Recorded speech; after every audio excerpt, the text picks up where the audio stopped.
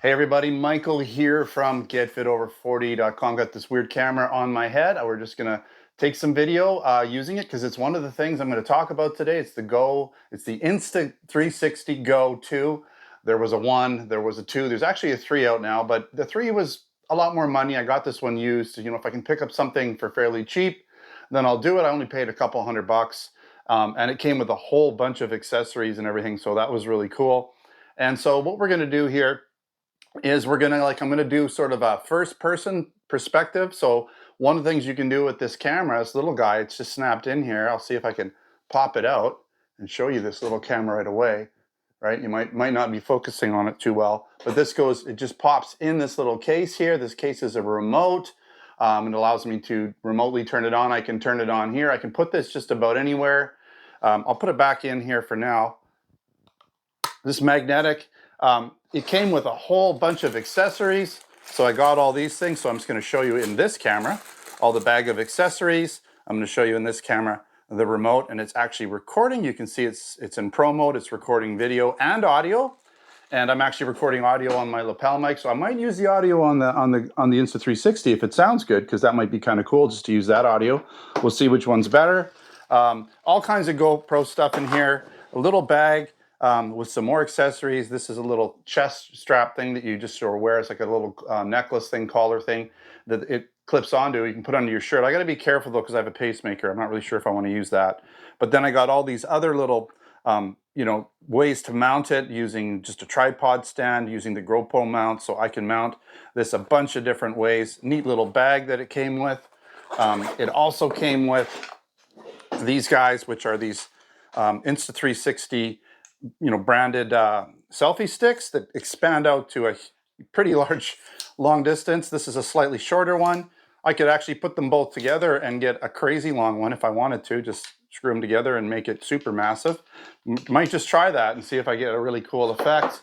But again, the whole purpose of this little guy is to just be able to do more videos, more interesting content, be able to put cameras in different places than I'm normally using them for. My Meta glasses are great in terms of just being able to do the FPV first person view anytime I want, just basically shoot a video, but it does only record in portrait mode, not landscape mode, whereas this camera can do both. So I can get more YouTube content with this guy in higher quality and with amazing stabilization and pretty decent video at the end of the day.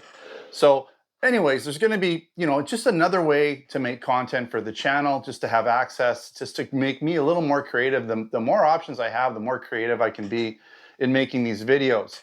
So a lot of I've been doing like some drone shooting. I've been using, a couple different things. I have the HoverAir camera that's really cool for following me and doing some, weird sort of, it's like having a camera assistant with you. It's basically designed to video me, not so much surroundings, although you can use it in a manual mode and take, video of your surroundings. But that's a Selfie drone. This is my Avata. This is an FPV drone. It's like a little jet fighter, and I've been making videos, and I love flying this thing. And it comes with this motion controller, which is really easy to use, but a lot of people use an actual remote controller, like the little thumb ones, with these FPV drones, and it's a lot harder to use. This is just like, it's like training wheels for an FPV, but you can still do a lot of stuff with this and fly around like crazy, and it doesn't take very long to learn, whereas the other controllers take forever to learn. So I kind of want to learn how to use their standard controller, because eventually I want to be able to use this with the standard controller, but I don't want to destroy it learning how to use that controller. At some point I'll be able to do really crazy stuff, big huge dives and stuff with the standard controller, things that I can't do with the motion controller, like flips and all that kind of stuff. So what I did is I got this little GEPRC. It's called a Tiny, what is it called? It's called a Tiny Go 4K. So it's a little tiny Cinewhoop. So Cinewhoop meaning it's got the protected blades and it's sort of smaller. So it's a tiny Cinewhoop. It's an FPV drone, so it does the same kind of stuff. It's meant for flying fast and around things and all over the place and kind of smashing into stuff. Came in this really nice bag and the box here that you can see. And the bag has a strap, right, which isn't important to the channel. It's a much cheaper version. Like this is close to $2,000 with all the batteries and accessories. This was like $500. And you can't go as far with it and stuff. The actual goggles that you wear, they're not going to be nearly the resolution. Like the other one's 1080p and it's digital. This is an analog setup and it's like, it's like 480p type thing. But it does the job. It can actually record in here too. It's got a DVR. It's just for like letting you fly and go out of range where you can't see the drone. That's the whole point of the FPV drones, is you fly them around. But what I want to show you are two things, and I've already crashed this multiple times. Look at the difference in size, right? So you've got this DJI Avata, and then you have the Tiny Go 4K here, and this thing weighs like less than 100 grams. This is like 600-700 grams with the battery. I've already smashed it up. This takes 2 little batteries. It's got a whole bunch of accessories with it. I'm not going to bore you with the details, but it takes 2 of these little batteries. They go in here. It'll fly for about 5 or 6 minutes, which is plenty of time because you're on the seat of your, you're on the seat of your pants or whatever, trying to keep this thing in line. It's got a little camera here, which is really cool. It's a 4K camera too. It's not going to be as good as the Avata's camera. It's not going to be as stabilized, but it's not bad. I mean, for this tiny little thing, it actually looks really good. I watched a lot of videos on it before I bought it. But the whole point is to get out there and get some really cool footage with it. Places that I can't take the Avata because there's regulations and things, and to be able to learn how to use this type of, well, we'll see how durable it is. So just to see how, like this is a standard remote and you have to use these controls, and it's a lot harder to use.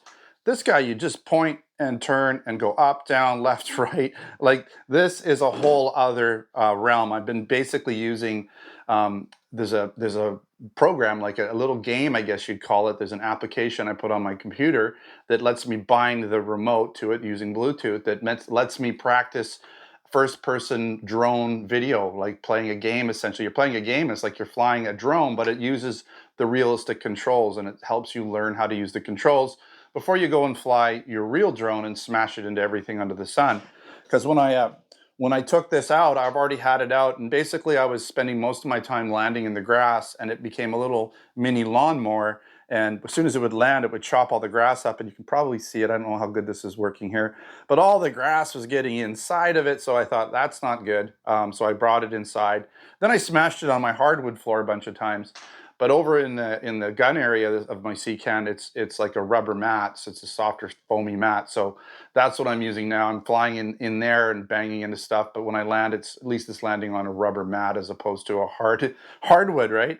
So this is going to be something I'm going to be able to fly around and just about anywhere. I could, it's a pretty small kit. I can take it with me in a bag. Even if I go on my EUC somewhere and fly it around. I'm going to do that with the Avata too. The Avata is just amazing, but there's definitely areas I can't really fly this. People get nervous when they see something really loud flying at them and fairly large. This is large enough to set some people off. This little guy, people will probably not really be sure what it is. They might think it's a hummingbird or something flying at them, but they're not going to get too set off by this. And it doesn't, I don't have to abide by any drone regulations. I can literally do anything with this. That as long as people around me aren't freaking out, I can do it. So that's what we're going to be doing. I'm going to, I don't know if I'm going to put any video content of this in this video. If I actually get it up in the air and can fly it in a way that shows some decent video, I'll put it in here at the end.